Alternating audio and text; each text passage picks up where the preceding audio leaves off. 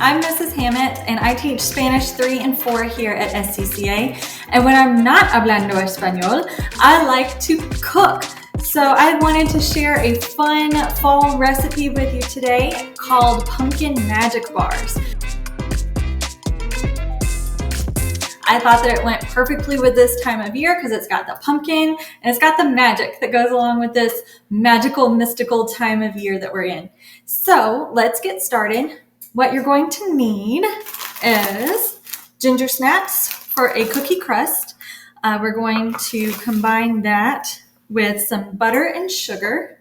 So I'm going to get my bowl ready, and 2 tablespoons of sugar to go in first. And what we're going to need to do before we can use the cookies is to turn them into cookie crumbs.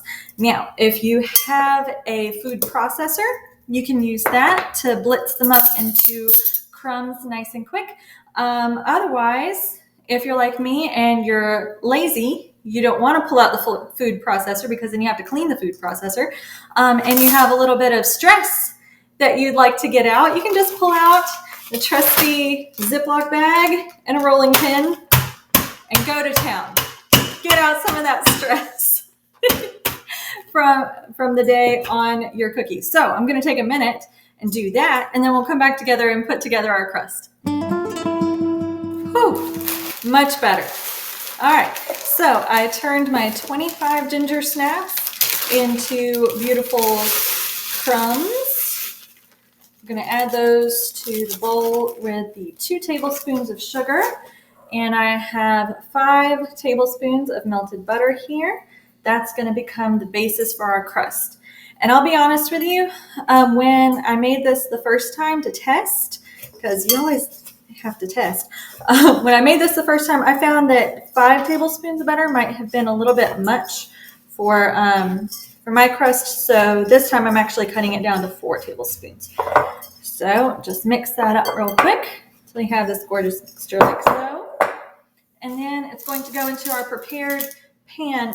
I have prepared mine, instead of greasing it or lining it with aluminum foil and then greasing it like it calls for in the recipe, I use parchment paper instead because I have never had to fight parchment paper to release. Sometimes you still have to fight aluminum foil to release your stuff. So anyway, pro tip there in case you need that.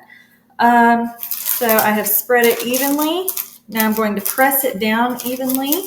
You can use the bottom of like my little glass bowl here. You can also use the bottom of a measuring cup to press it down evenly into your baking dish. All right, that's looking pretty good. Now, what we need to do is layer. Here we go. I'm going to set this to the side, and I'm going to start layering with my 1 cup of white chocolate chips. Just go straight into the bottom. Spread those evenly along your crust. Now 1 cup of chopped pecans, or I'm using walnuts here. You can use whatever you prefer. Now a 1/4 cup of shredded coconut. If you're not a coconut person, you can leave that out. But I personally like it, so I've put it in. Now a 1/4 cup of toffee bits. Sprinkle those in as well. Now for the magic. We are going to whisk together 1/2 cup of sweetened condensed milk with 1/4 cup of canned pumpkin.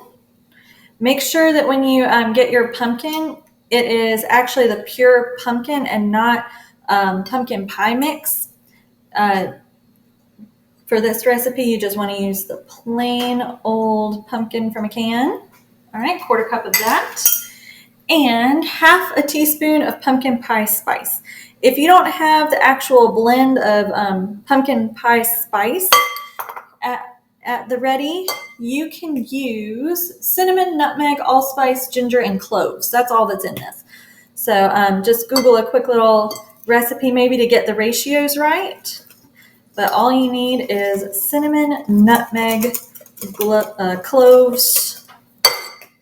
What else? Allspice and ginger.